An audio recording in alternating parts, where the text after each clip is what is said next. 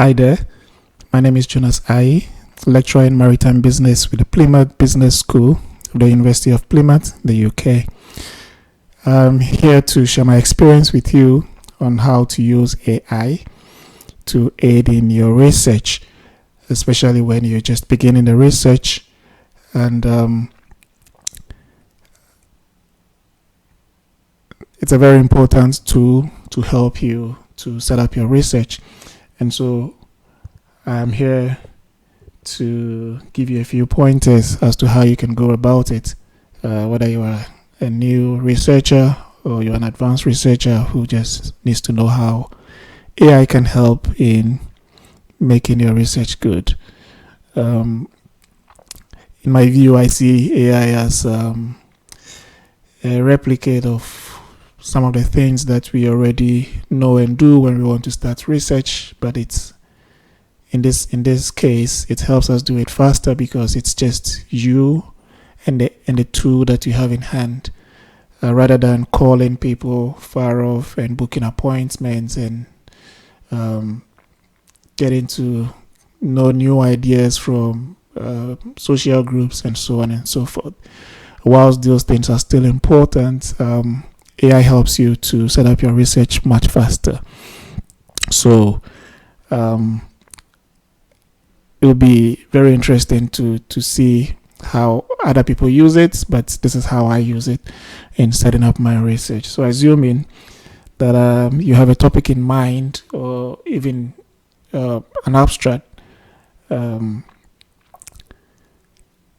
it is good that you feed AI with something in order to get something back. As usual, it's an IT tool, so whatever you put in, the quality of what you put in is what you get back. And mind you, it's called conversational AI for a reason. So those questions that you have that you would have asked to your lecturer or your friend or to someone else are the same questions you put to the AI tool, and they give you the answers back. So let's take an example. I work in the maritime industry, port shipping and so on. So let's take a topic. Assuming I want to research community resilience in coastal communities. It's a broad topic. I do not know exactly what my question is. I don't know exactly what my objective is. So I'll put in here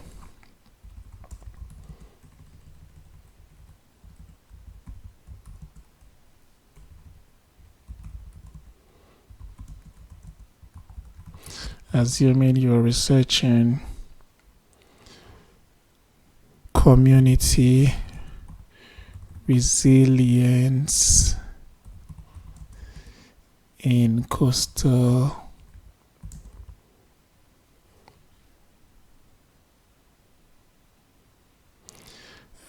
cities, should say.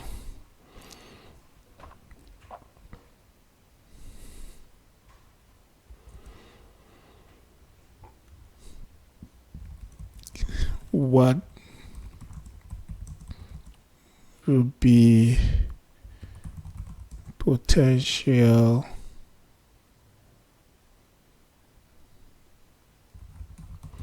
research questions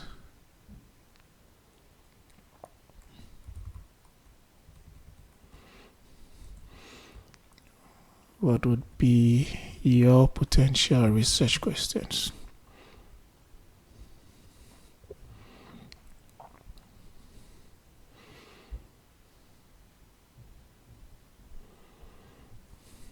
Yes, so we have 10 questions. What are the key factors that contribute to community resilience in coastal cities? How does the level of community engagement and participation affect resilience in coastal cities? What are the coastal most effective strategies for enhancing the adaptive capacity of coastal communities?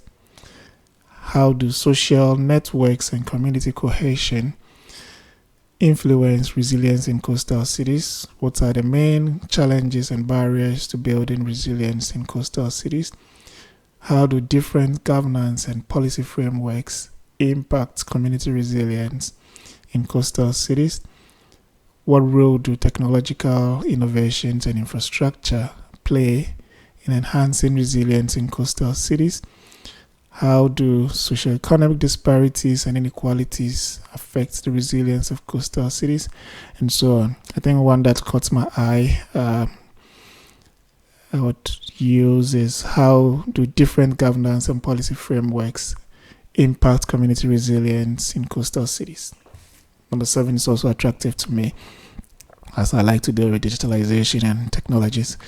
So now that we have this, let's take number 6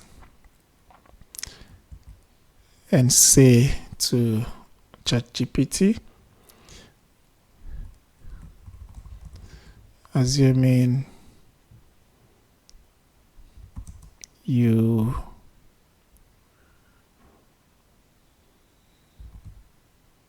choose to research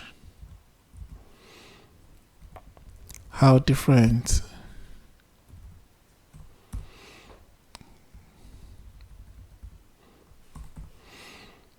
governance and policy frameworks impact community resilience in coastal cities.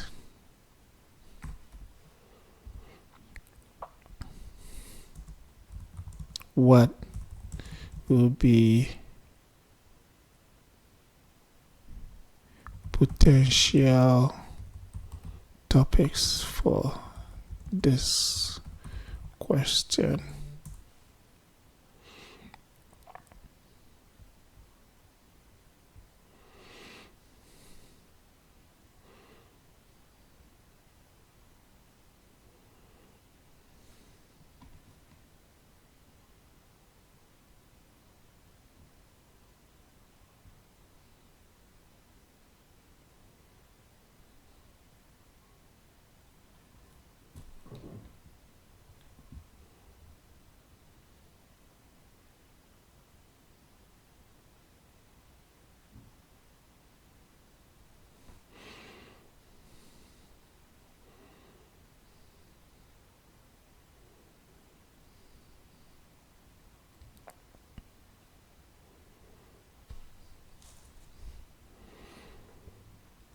Yes, so ChatGPT is very generous, giving out 10 suggestions all the time. Comparative analysis of governance and policy frameworks, compare and contrast governance and policy frameworks of different coastal cities, examining their approaches to building community resilience, explore the similarities, differences, strength, and weaknesses of these frameworks. Right. Institutional arrangements and coordination, policy implementation and enforcement, funding mechanisms and resource allocation, policy integration and coherence, and so on. I mean, that's quite a lot of topics generated. So the topics give you an idea. So if you choose any of these, then the question that follows is then how do you go about researching the topic of your choice? Okay, so again, I'll go for one.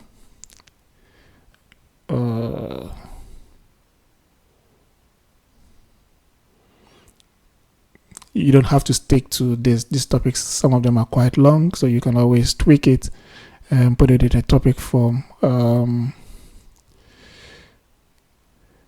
And some of them already give you what you should be looking out for. So it says explore similarities, differences, strengths, and weaknesses of these frameworks. So it's already giving you an idea what you should be looking out for when you choose, say, question 1. So let's go with 1 and say,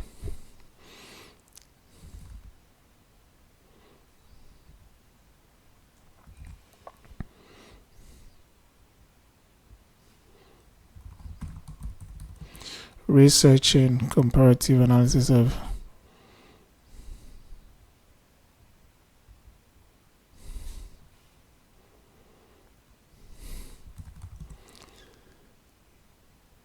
governance and policy frameworks, blah blah blah.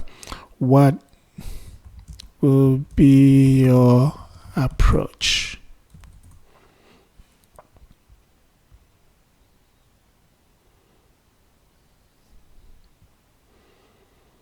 So assuming you're a newbie to research, you don't know how to start it and so on, this is very useful. So you ask the basic questions that you would normally ask yourself if you're stuck or don't know what to do. So this is a topic that you've chosen. How do I then start? How do I go about it? So this is the approach that has been suggested. Select coastal cities for analysis. So you choose a set of coastal cities that represent diverse geographical locations. If you also want to do it for one community, you can select that. And then it says you define your key indicators. If you don't know what the key indicators should be, it's already written here. So stakeholder engagement, institutional arrangement, policy integration, funding mechanism, adaptive capacity, social equity considerations, and so on. So you have all of these at your disposal. You can actually ask if you're not sure what the indicators are. So you can always ask ChatGPT again.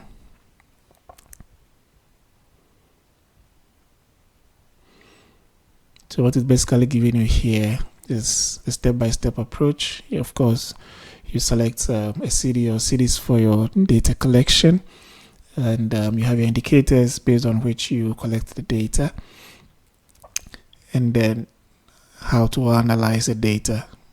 So it's giving you options: conduct a systematic analysis of the data collected, compare and contrast the governance and policy frameworks across different coastal cities, evaluate the outcomes.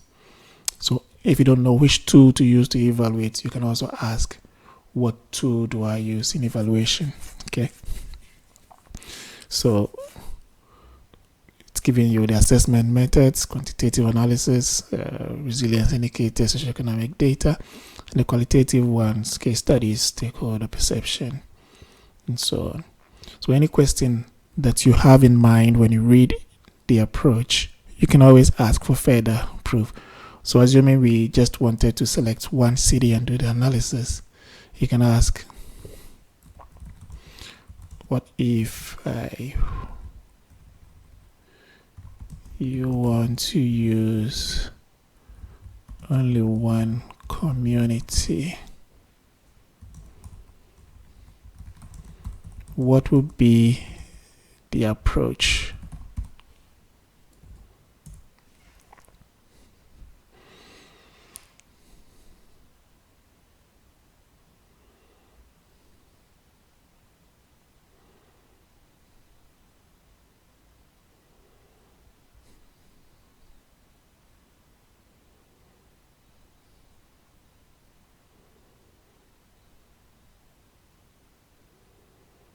So in this case, it is not doing the research for you. It's only giving you pointers. The research will be done by you and you have to write it up. But this at least puts you on the path to setting up the research so you can get going instead of having a blockade. If you're focusing on studying the governance and policy framework of a single community in a coastal city, to understand its approach to building community resilience, you can adapt the following approach. So a defined research objective, such as understanding the governance and policy framework's role in building community resilience in so-and-so community. Determine the specific aspects of the governance and policy you want to investigate, such as stakeholder engagement, institutional arrangements, or funding mechanisms. So let's cut it down and focus on, say, stakeholder engagement.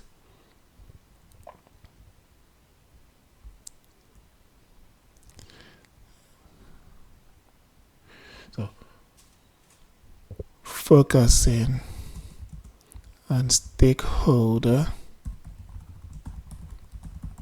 engagement,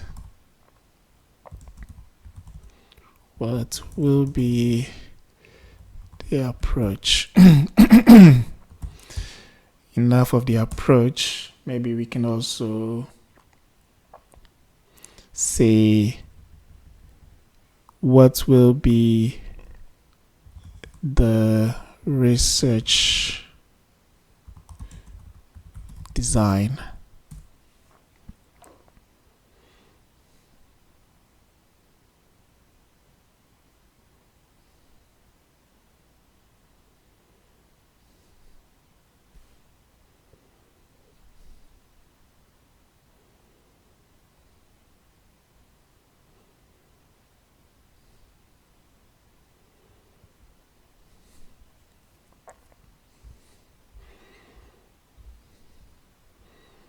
So when focusing on stakeholder engagement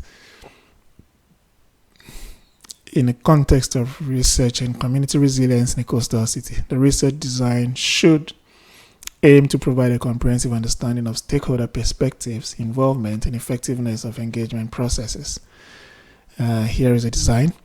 So you have research objectives, which clearly defines the objective related to stakeholder engagement in building community resilience. Examples of objectives include identifying key stakeholders and their roles, identifying stakeholder perceptions and experiences, and evaluating the effectiveness of stakeholder engagement processes.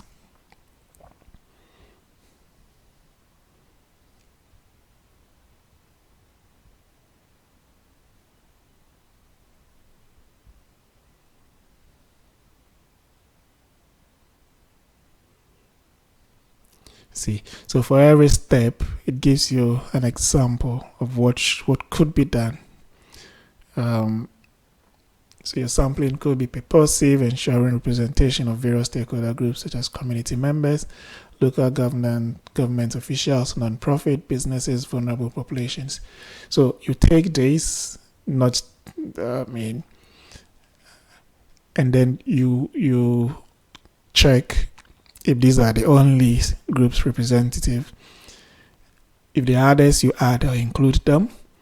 Some have to be removed, you remove them as well. So you do not just take everything that's here, but it's a guide, it's suggestions. Take them and then use them in the research. It gives you also a data collection methods, surveys, focus group, observation, of stakeholder meetings or workshops, and so on, and an advice on using open-ended questions to gather rich data, and so on and so forth. So these are stuff you would read in textbooks that kind of focus on, say, qualitative research or quantitative research or mixed methods and so on and so forth.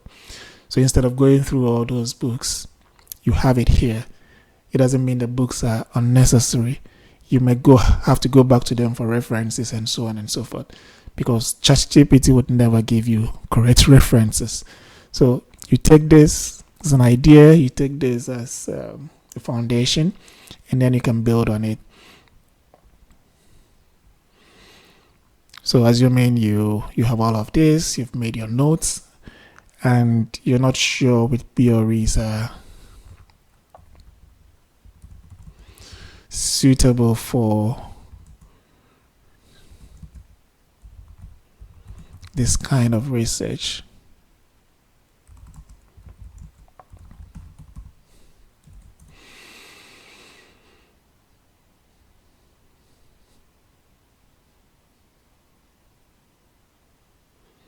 So there we go.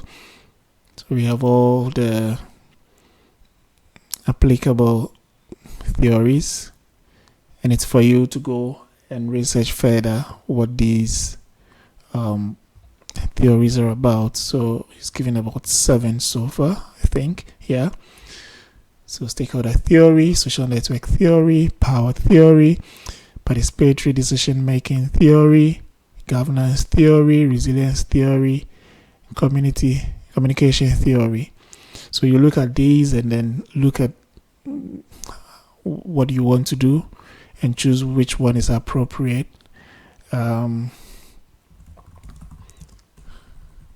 can ask, are there other alternatives?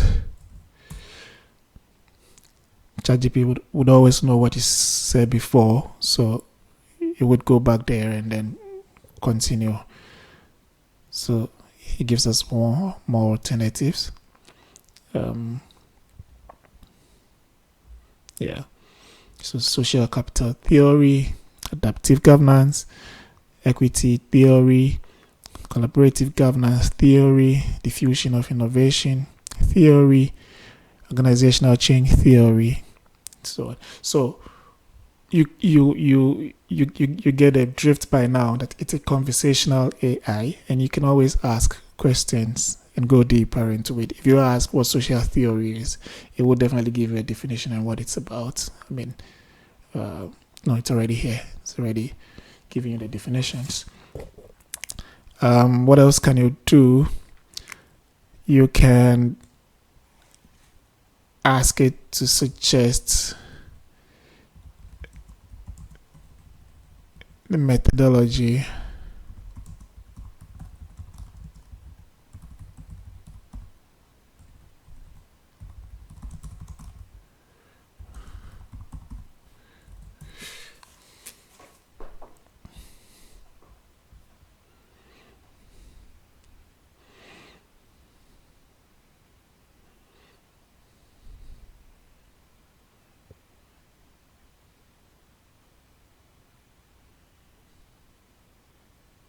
Mind, you can always ask for alternatives, or whatever it gives, you can always ask for more or less.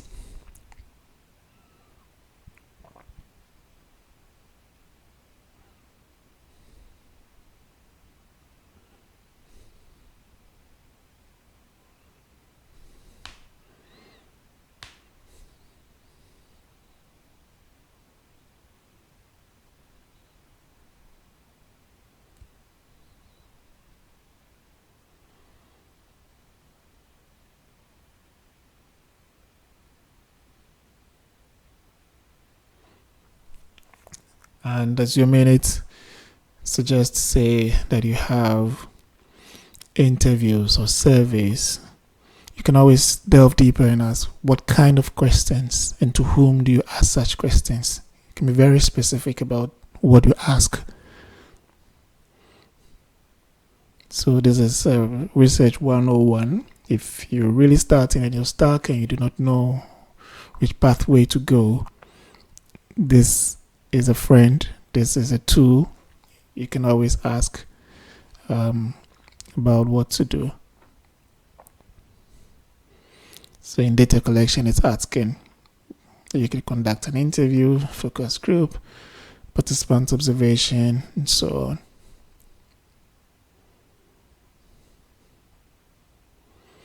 So in the context of community resilience, we've chosen stakeholder engagement. So my next question would be, what kind of questions can I ask to the various stakeholders?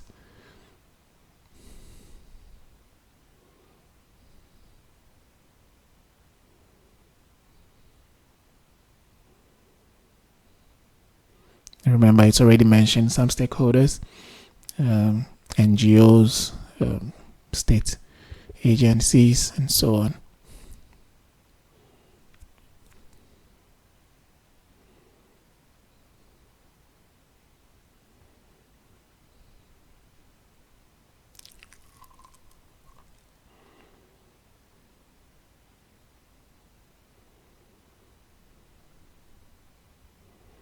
You can always keep probing if you choose a particular course, because it gives you several alternatives and it's for you to choose which ones to use.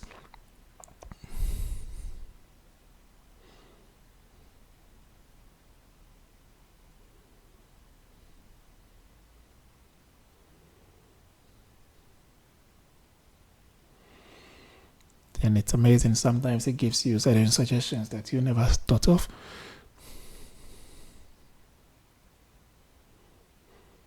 It never came to mind.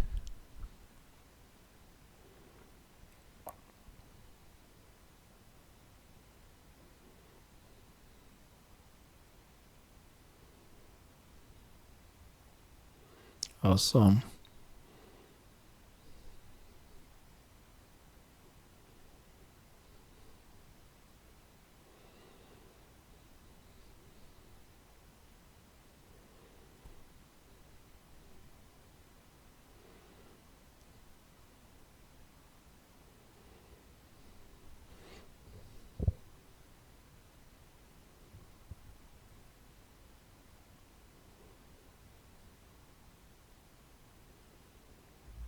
Great. So this is the approach methodology that was given. So the research design objectives. You have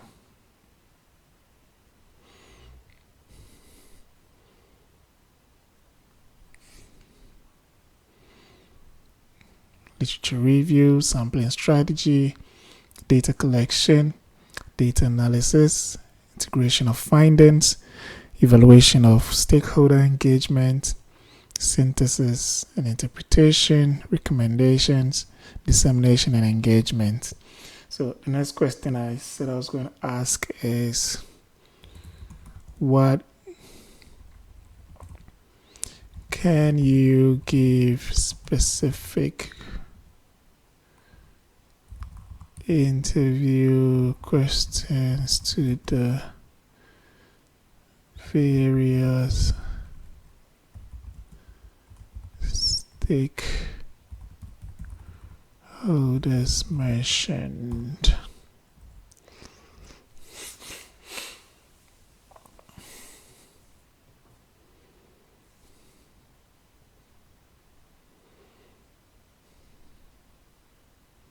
So as you can see, it's giving you each stakeholder and what questions could be put to them.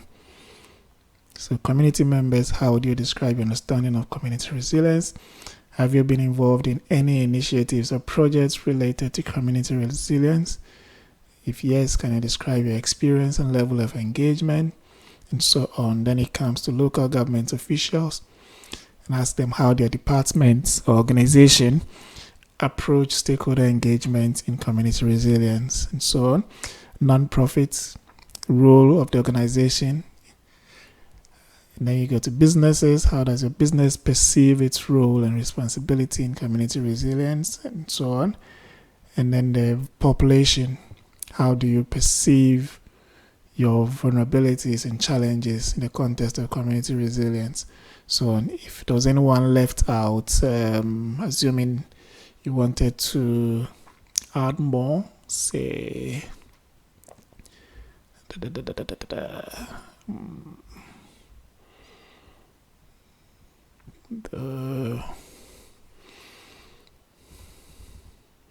assuming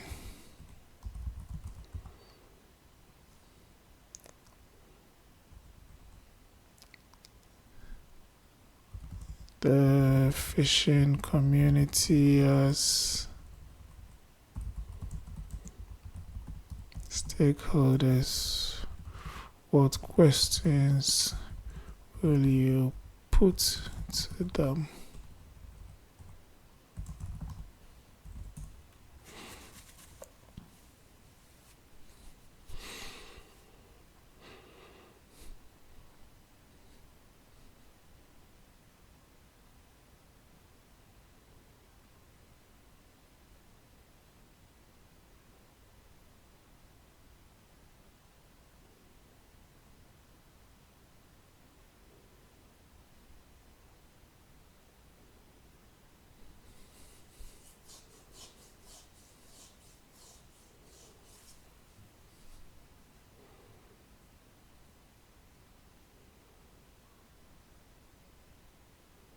So a lot of questions specifically for the fishing community. Let's say, so it keeps going. Assuming, so I want to move on to a survey, for instance. And you can have surveys in table form if you want.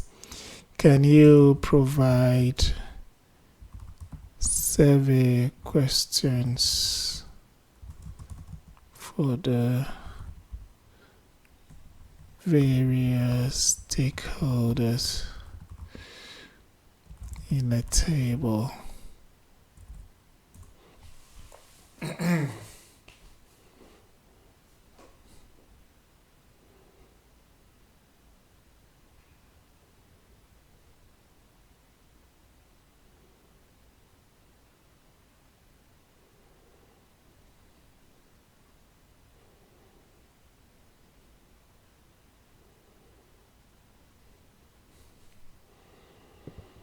Yeah, so here you are.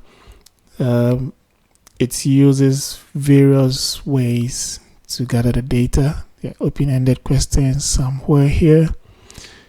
There are yes or no answers. Ones that looks at grading, whether it's important or not important, the scale, and so on. So you have all the different types of questions in here. This is to local governments, this is to community members, and you can ask for different groups if you want. So, I mean, it is a conversational tool and you have to use it right. It's not right that you would just put in a topic and say, write an essay for me. It's a no-no. The best way to use it is to have a conversation, as it's where it's a conversational AI. So use it as such to get all your information, and then you can, based on that information, write up your research or set it up. And when you're done writing, you can always ask for things like, especially when you are submitting to a journal, or even for a class work that you need, essay you need to submit, in terms of word count and all of that, you can always ask it to cut it down or expand it, whatever you want, or rephrase if you want. So I use also, for instance, Notion. I haven't explored it much, but one thing that I use here often is when I write stuff and I need to improve it, I can just paste it here for improvement. So assuming I pick some of the sentences here.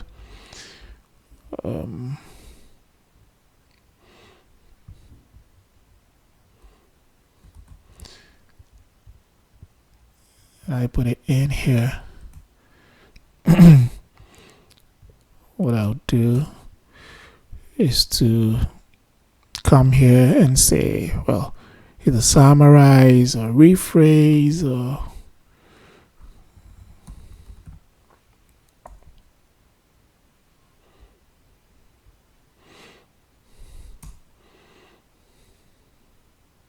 yeah.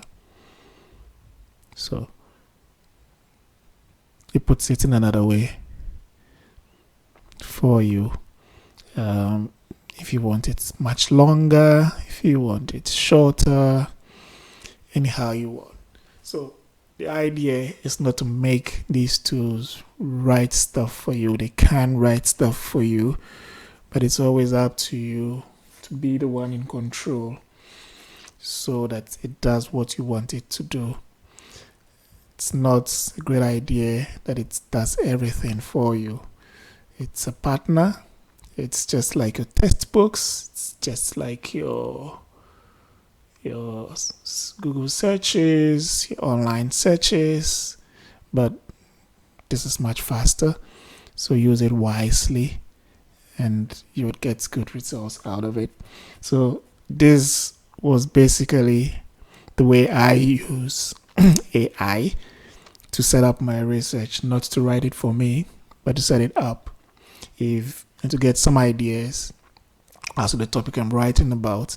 If you go up to the beginning of our conversation, you would realize that even though our topic is community resilience, And personally, I didn't know some of the things required for such research.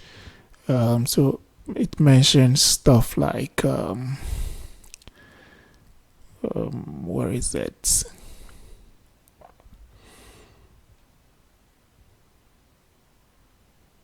Yeah, all these frameworks over here. So looking at stakeholder engagement and participation as an aspect of community resilience, institutional arrangement and coordination, policy implementation and enforcement, funding mechanisms, policy integration and coherence, adaptive governance and policy learning, policy gaps and barriers. All of these things wouldn't come to mind if you sat by yourself. It would probably take you to read a couple of books or so to get this, and it takes a while to do that. But the good thing is that now this gives you all of these options, and now you can go back and specifically look for books or research on these and get accustomed to them so that it can help you to write what you need to write or learn about them. So this is very good, and it's my way of just starting up the research, and I hope it helps you also. The key point is it's a conversational tool, so ask questions that you would ask your lecturer or anybody that you think has that kind of information, and it'll put you on the way to writing instead of sitting and thinking for long and not writing anything. Thank you very much for listening.